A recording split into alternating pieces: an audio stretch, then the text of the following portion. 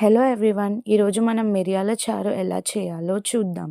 దానికి ముందుగా మనం గిన్నె పెట్టి అందులో నూనె పోసి జీలకర్ర, ఆవాలు, వెల్లుల్లి, ఎండుమిర్చి ఇంకా ఇంగువ వేసి వేయించుకోవాలి.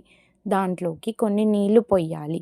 ఇప్పుడు అందులో కొద్దిగా నల్లుప్పు, ధనియాల పొడి, సొంటి పొడి, మిరియాల పొడి, ఉప్పు, పసుపు, చింతపండు వేసి ఒక 15 నిమిషాల పాటు బాగా మరగనివ్వాలి.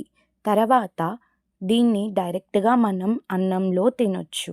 చిన్నపిల్లలకైతే కొద్దిగా ఉత్తిపప్పు, అన్నం, చారు కలిపి తినిపిస్తే చాలా బాగుంటుంది. మా ఇంట్లో ఈ చారుని వింటర్స్లో ఖచ్చితంగా వీక్కి 2 సార్లు అలా చేసుకుంటాం. దీనివల్ల కోల్డ్ కాఫ్ ఉన్న రిలీఫ్ ఇస్తుంది. ఒకసారి మీరు కూడా ట్రై చేయండి. Thank you.